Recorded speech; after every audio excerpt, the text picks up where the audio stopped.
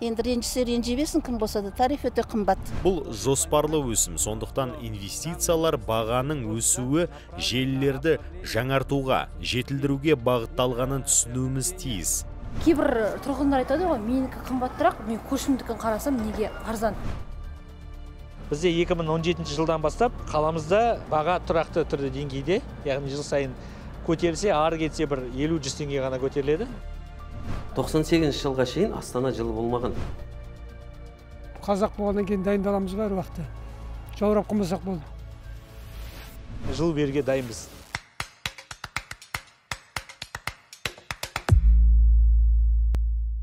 Қыстың қамын жазда ойлам. Халықтың басым көпшілігі алдағы қауырт мезгілге қамдануда. Биыл синоптиктер қыстың суық болатынын болжады. Ал оған шаһардың баспаналары дайын ба? Отын жеткілікті мөлшерде жиналды ма? Қазандықтарда тиісті жұмыстар атқарылды ма? Сол туралы бүгінгі тренд бағдарламасында бірге білейік.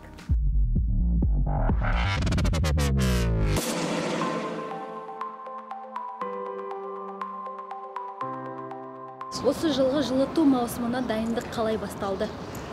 Бізде жалпы биылғы жыл сайын бізде жылыту маусымы біткеннен кейін, мысалға апрельде жылыту маусымы бітіреміз де, көп ұзамай, 1-2 күн созбай барлық ремонттау жұмыстарын қайта бастаймыз. Яғни жылыту маусымына дайындалу уақыты азғантай. Бізде бір 3-4 ай ғана бізге беріледі.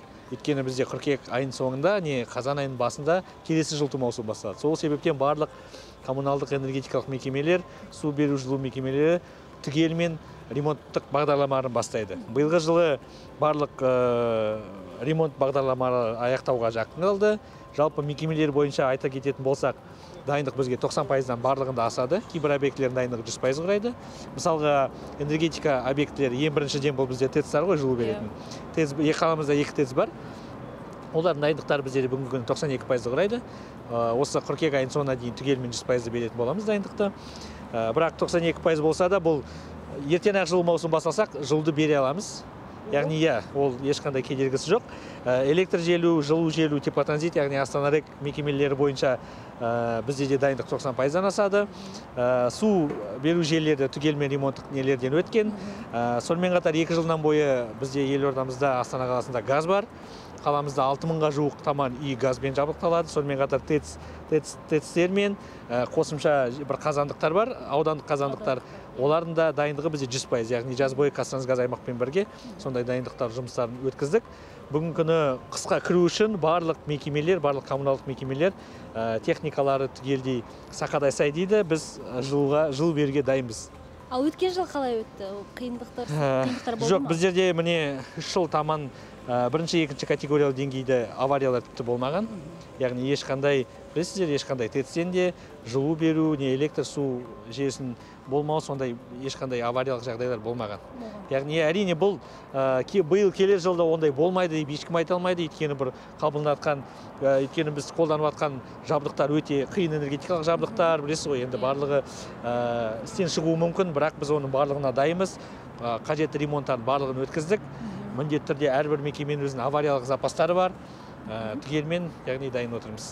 Жаңағы подвалдағы трубалар тексеріп жатады, судың нелерін тексеріп жатады.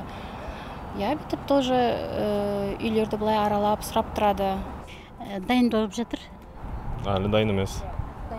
Мен жеке үйде тұрам. Тұрып жатқан үйімнің дайындығы жақсы. Крандары жақсы істейді, батареялар жақсы істейді. Бірақ та су толтырылған жоқ. Мен білмейді екем, шын айтса, оны менен үйдің шаруашылығымен бала келін айналысады. Мен сол коммуникация не жағына хабарым жоқ. Сондықтан ештеңе айта алмаймын. Енді жылыту маусымы да келатыр уже, күн суытып келатыр дегендей. Барлықты қазақ болғаннан кейін дайындаламыз ғой әр уақытта. Жаурап қылмасақ болды. Дайын қазір.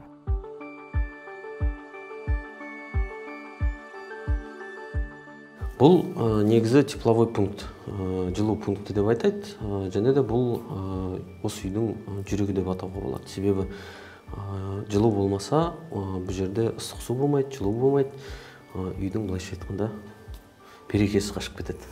Дәл қазіргі уақытта біз 90% дайын деп айтсақ болады. Себебі маусымның ортасында теплотранзит өкілдері келіп бізде тексерген болатын. Біз енді сол уақытта сваркілеу жұмыстарын жасадық, тазалау жұмыстарын жасадық. Сол кезде сол жұмыстардың нәтижесі бойынша олар қысымды 10 атмосферге дейін көтеріп, 10-15 минут күтіп ұстайды. Сол уақытта қысым ұстаған тепловой жылу пункті ұстаса, онда опрессовка өтті деген мағынаны білдіреді. Бірақ қанша дегенмен кейбір ұсыныстар болды.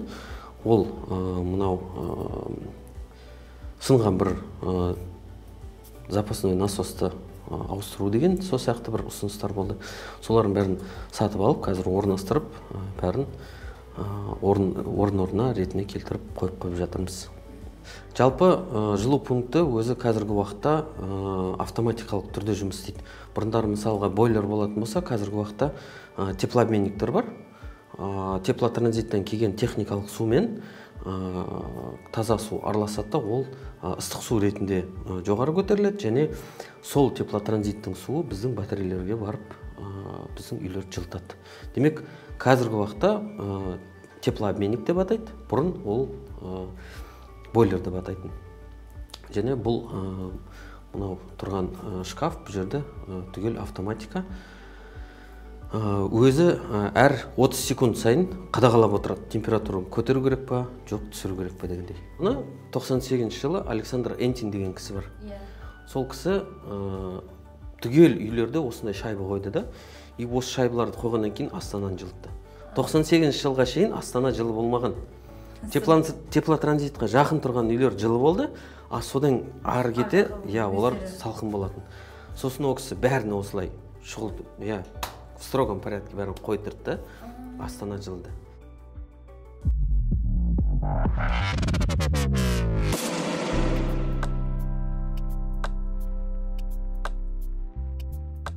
Коммуналдық қызметтердің өсуі үнемі жұртшылықтың назарында. Маңдай терімен тапқан нәпақаңды қалтаңнан суырып беру оңай емес.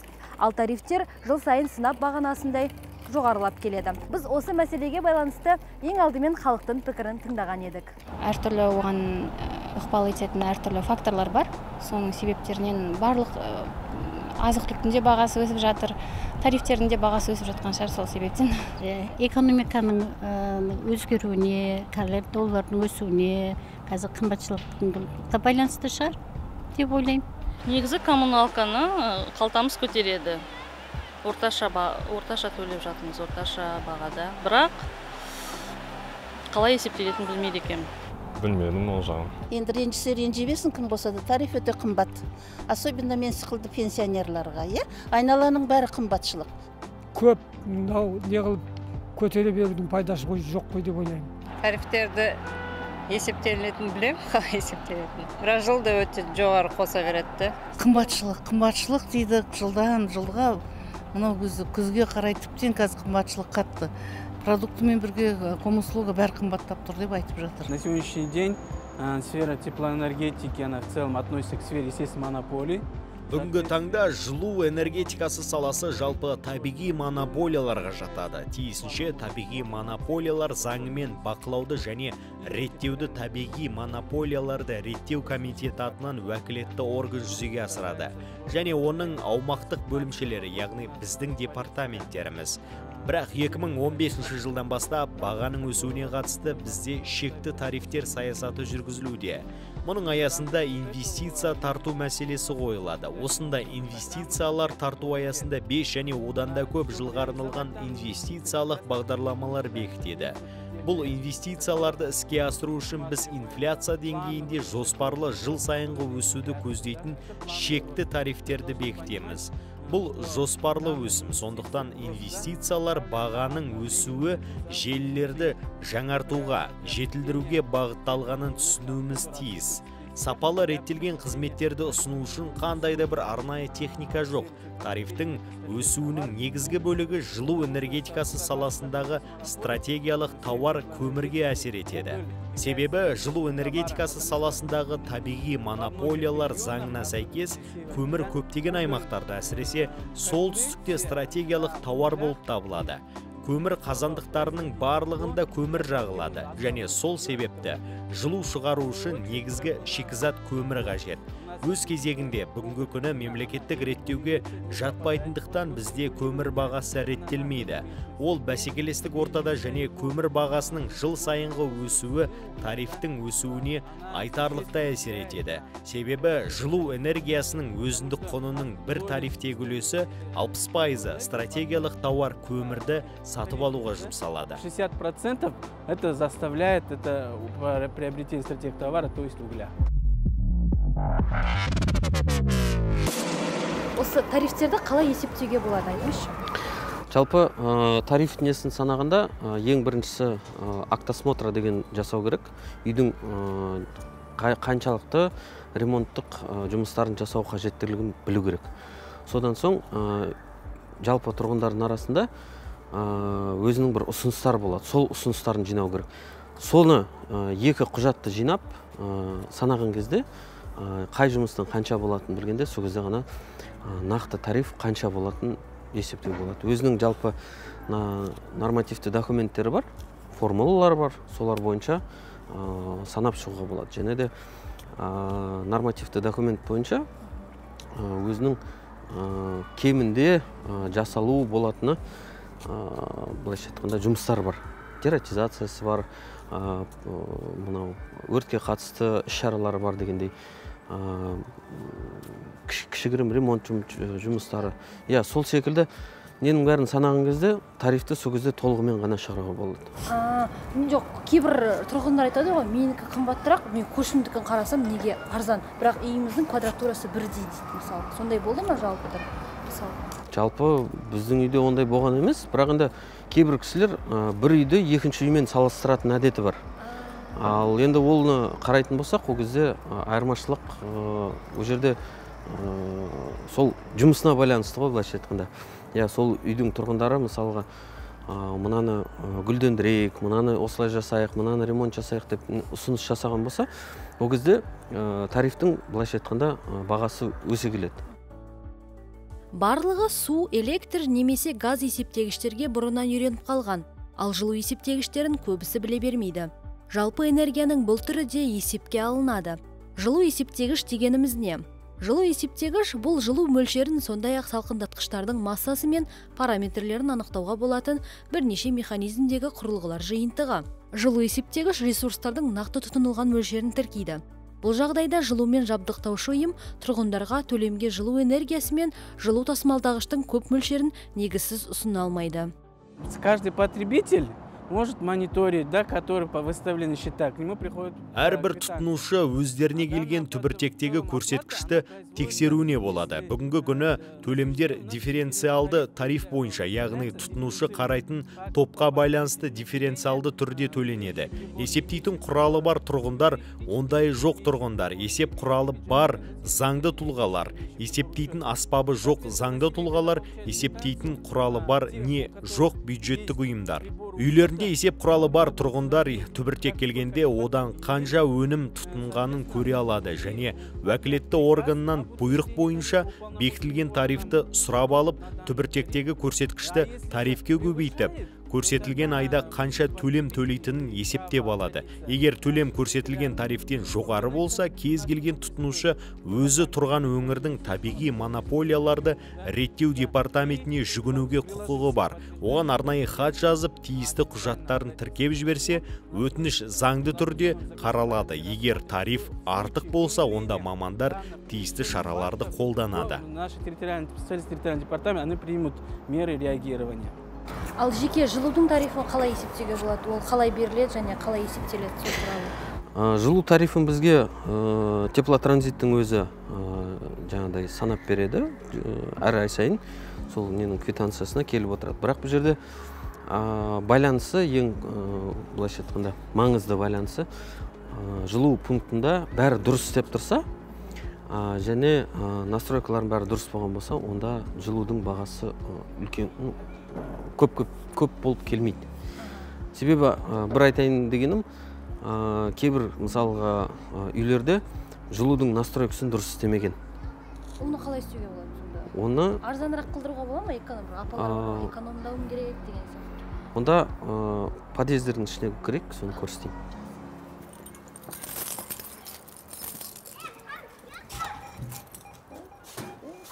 Қазіргі уақытта әр неде, былайша айтқанда современный үйлерде осындай балансировочный крандар болады.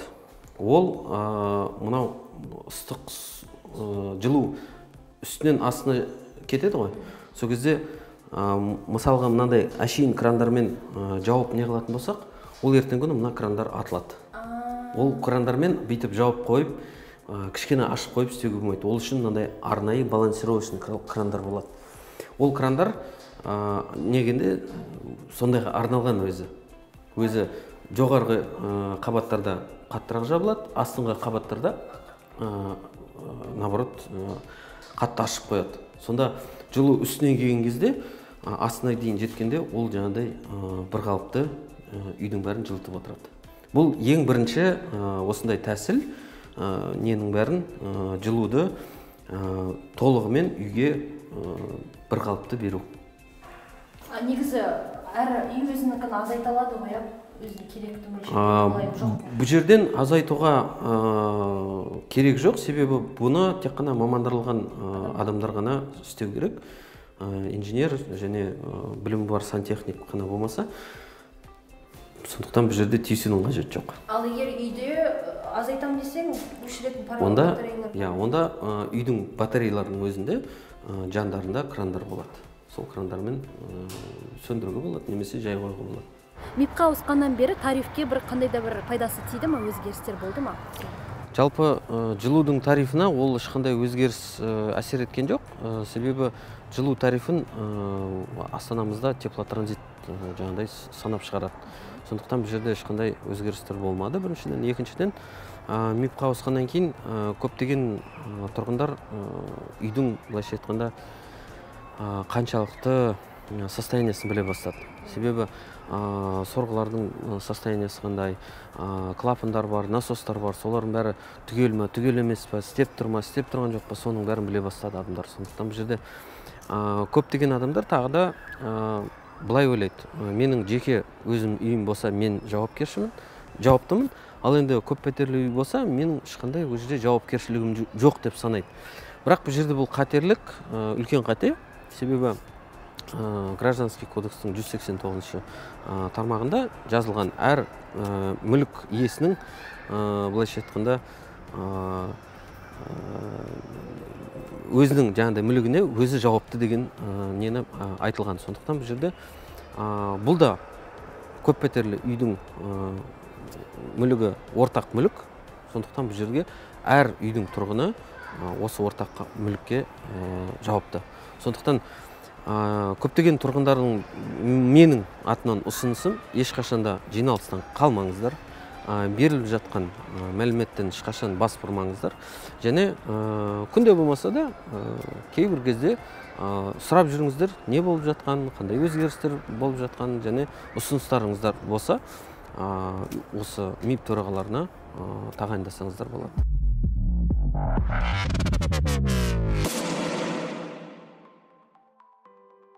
Ал енді өткен жылы көмір жетпейді деген бір шу шыққан еді. Қазір қандай жағдайда?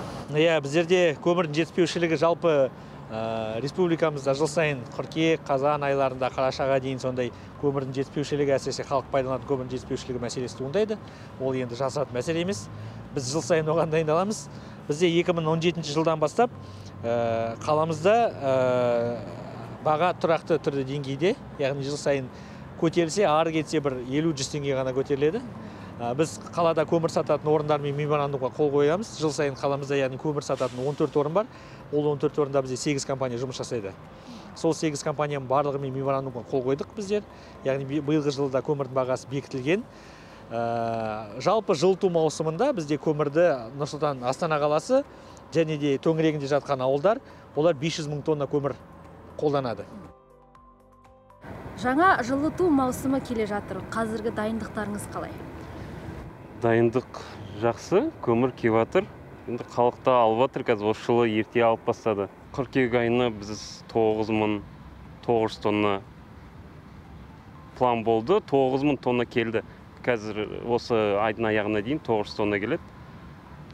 Қазан айына біз план бойынша 12000 тонна келеді. Енді Основном халық бағасына сенбей жатыр ғой қазір. Неге? Неге, не деп? Қымбат деп, Қымбат деп, иә.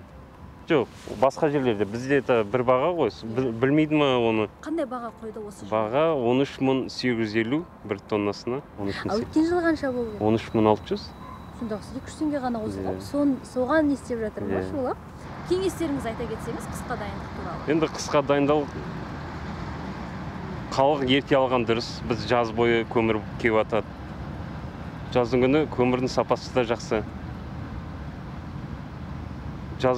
Енді жазда да кеп ала берсе болады. Қазір де бар көмір.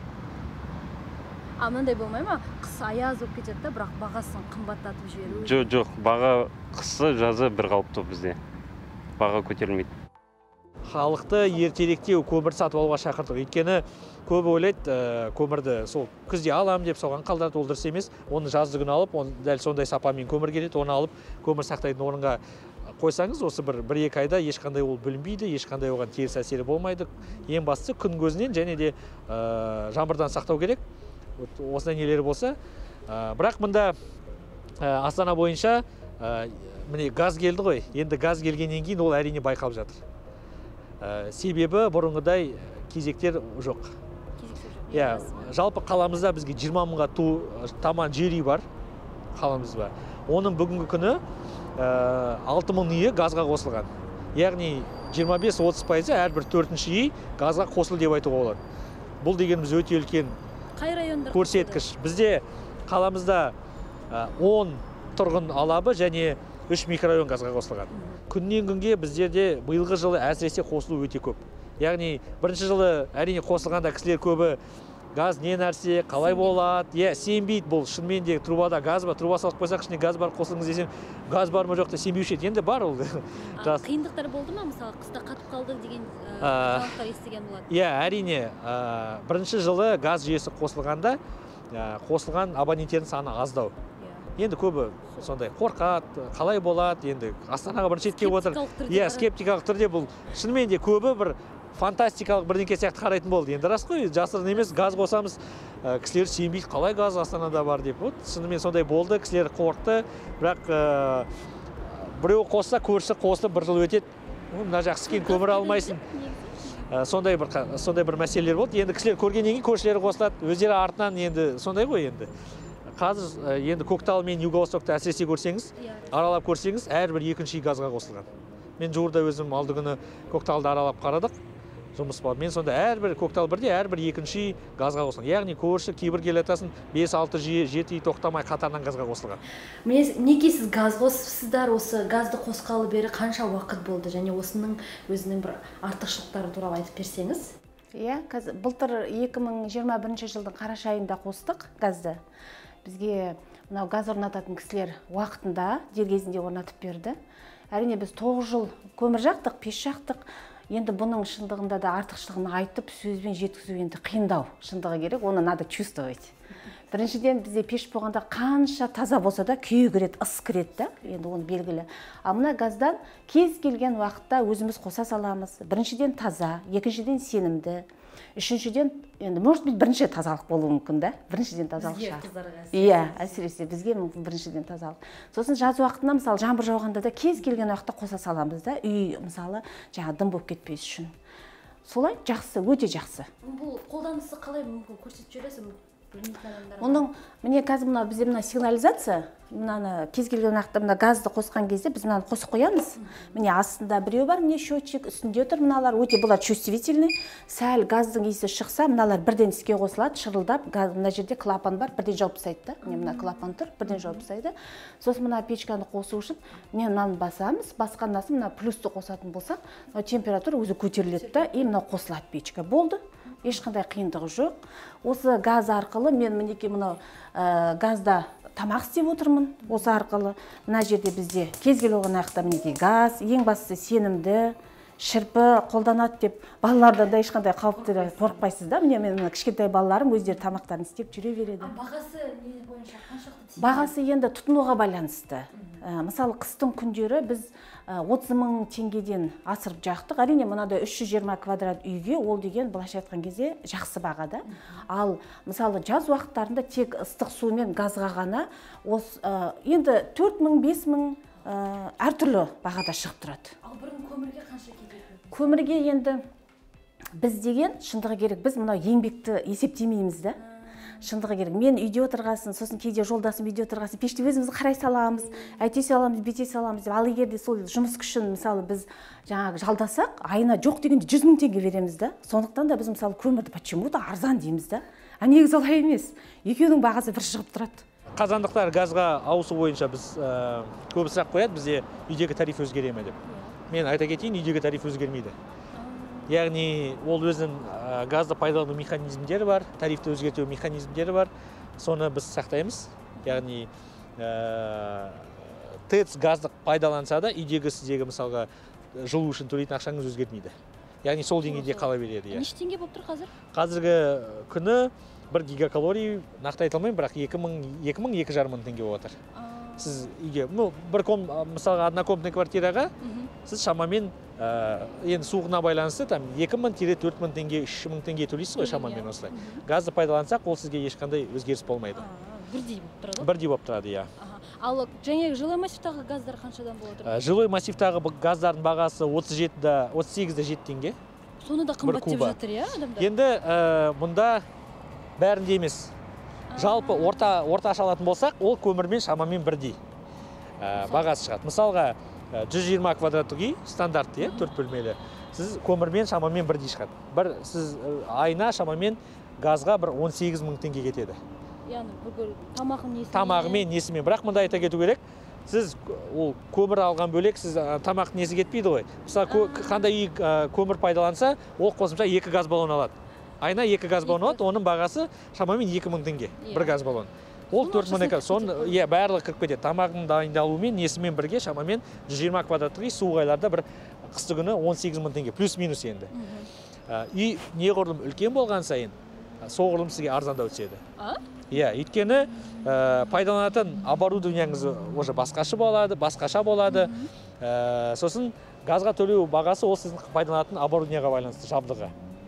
Біз өзіміз эксперимент сияқты компаниялармен қарадық. Бірдей аналогичный, типичный үй бар. Сол екеуін алдық. Квадратурасы, барлығы теплоизоляциясы, барлығы бірдей екі үйді қарадық. Бірақ бір үй екіншіден арзандау төлейді екен газға.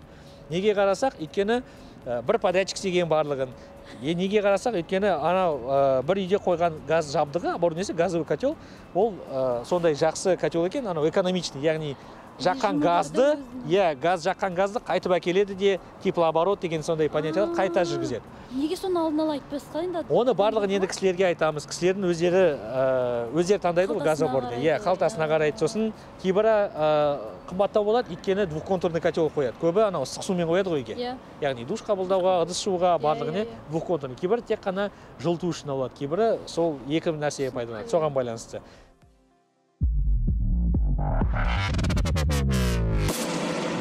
Көп тұрғындар сұрайды біздерден жылу қашан бересіздер деген.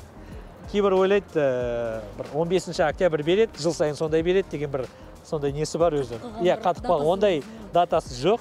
Біздерде бұрын маслихатпен бекітілген ереже бар, сол ережеге сәйкес Астанада егерде 5 күн бойы плюс 10 градус орталық температурадан төмен болса, орташа температурадан, ол кезде Астана қаласының әкімдігімен жылыту маусым бастау туралы шешім қабылданады. Яғни шешім қабылданады, барлық мекемелерге жолданады, жылу беру бойынша жұмыстар басталады. Мұнда айта кетейін, әлеуметтік объектілер, мектептер, садиктер, балабақшалар, ауруханалар, олар жылыту маусымнан бұрын қосылады. Яғни дала суы бастағаннан кейін олар теплотранзитке арнайы заявка береді. Сол заявка бойынша біздер Астана теплотранзит мекемесі жылыны бере бастайды. Яғни сонда әлеуметтік объектілер, олар бізде бірінші деңгейде бірінші орында тұр. Содан кейін жылыту маусым басталғаннан кейін біздер жылу объектілерін, тұрғын алаптарды, тұрғын үйлерді қосатын боламыз. Сонда өзінің категория бойынша әрбір объектті қосатын боламыз. Әрбір тұрғынды біздер әкімдік тарапынан жылыту маусымына ертерек дайындауға шақырамыз. Егерде газға қосылу мүмкіндіктеріңіз болса, қазіргі барлық жағдайлар жасалған, газға ауысуды шақырамыз. Егерде газ желілері әлі сіздерге жетпесе, онда көмірді ертеректе сатып алуға шақырамыз. Айтады ғой, қыс қысқа жаз ойла деп. Сол мақалға сәйкес сіздерде қысқа ертерек дайындауға, яғни жаз айларынан бастап дайындалуға шақырамыз. Әрине, жылыту маусымының басталуына әлі бір ай бар, дегенмен уақыт күтпейді, көңіл күпті. Сондықтан дайындық жіті жүргізілу керек. Бірақ ауқымды деп отырған дайындық тыңғылықты әрі сапалы жүргізілсе, биылғы қыс қазақстандықтар үшін жылы болмақ. Бүгінгі тренд бағдарламасы сіздермен болған Айнұр Асылбек. Келесі кездескенше.